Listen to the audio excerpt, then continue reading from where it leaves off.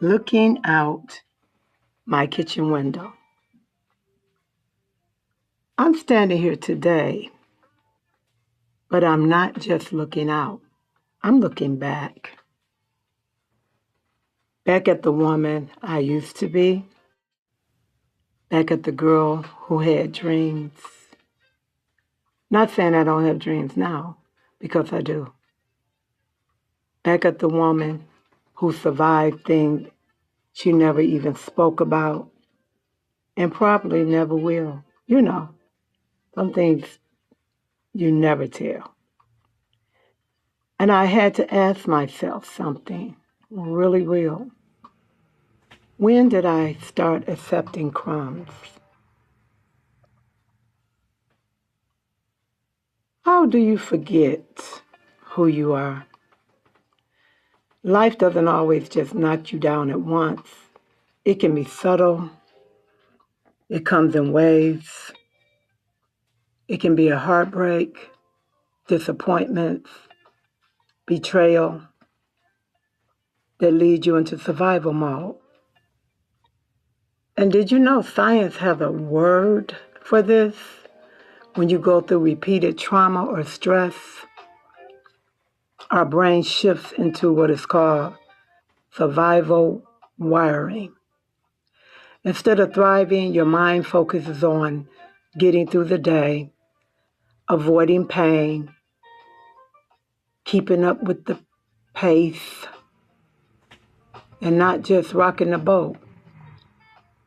Remind me of this song, Rock the Boat, Baby. Don't rock the boat over.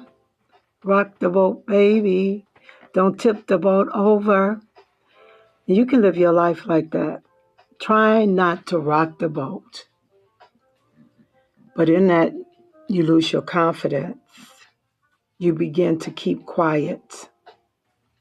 And your identity begin to blur. And slowly but surely, you lose your standards. And you know what's behind this mindset of accepting crumbs?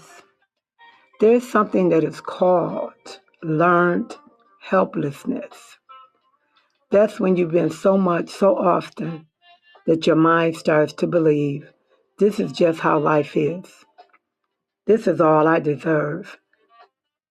Don't ask for more.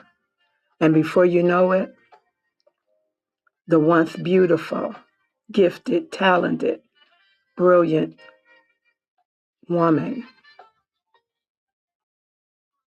began accepting crumbs, shrinking her voice and calling it peace. Let me tell you something. There was a time in my life I lost myself. Not all at once, but piece by piece. Life happens, trauma, and not knowing how to process pain. You know, everybody goes through pain. And not realizing that I was enough. I forgot what I had accomplished, the things I have overcome, how kind I was, how giving I was, and forgiving. I forgot me. Have you ever felt like that? But let me tell you what happened. Later in life, when most people think it's too late, I picked up my pen. I wrote my first book, No More Crumbs. Not just a book, but a declaration. Because I realized something. I wasn't broken and it wasn't over. But I was buried under expectations, mine and other people's, pain, fear, doubt. But I believe that God restored me. You know, restoration and transformation is real. It is spiritual, it is emotional, and it is intentional.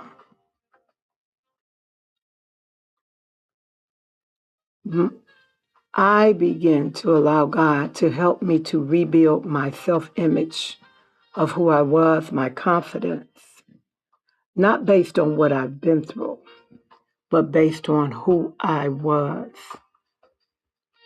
And you might be wondering as you're looking out the window, that's good for you, but how do I do it? Well, I just have a few things that I'd like to suggest. First, call yourself back. Say it out loud.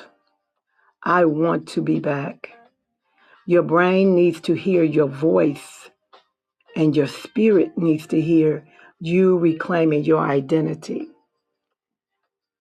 Rewrite your internal story.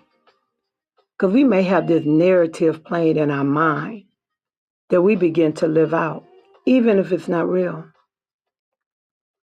Your mind believes what you repeat. Stop saying, I'm tired, it's too late, it's over, I can't. But begin to reframe it and change your conversation and how you communicate with yourself. Begin to say, I'm rebuilding. I deserve abundance and fullness. And I am not finished. And interrupt the crumb cycle. Yes, there is a crumb cycle. It is cycle repeated actions, repeated behaviors, and habits. And begin to pay attention to where you are and who is around you, your relationships, the opportunities that you take or don't take, the way you communicate to others. And ask yourself this: would the woman I am becoming accept this type of life? And if the answer is no, neither should you. And begin to rebuild your confidence through action. Speak up even when your voice is shaking. Try again even when you're unsure of what the outcome may be. Show up even when you feel others do not see you. Because every small win tells your brain, I am capable. And heal, don't hide. We don't judge ourselves. But do you understand that unprocessed pain will always lower your standards? Will it have you accepting less than what you deserve? It's not what others think you deserve. Begin by prayer, journaling, gardening, reintroducing yourself to maybe a hobby that you used to enjoy, learning a new skill, counseling, quiet reflection, like we're doing here at the window, so that unprocessed pain can not control you. And no more crumbs mean I don't beg for love, I don't beg for time, I don't beg for space, I don't shrink to give others comfort, and I don't silence my truth to make others to feel comfortable. And I don't accept half or crumbs or anything. And as we stand here today, looking out the kitchen window, I see more than trees and sky. I see a woman who have come back to her. And I need you to hear me clearly. You are not what you went through.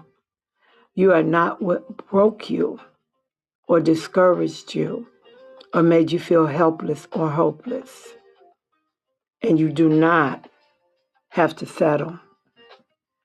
You are what you decide from this moment on. And we don't go out like that. So, remember, we no longer accept crumbs, and I remember who I am. and I don't go out like that. See you next time at the window where we look out, but we look in.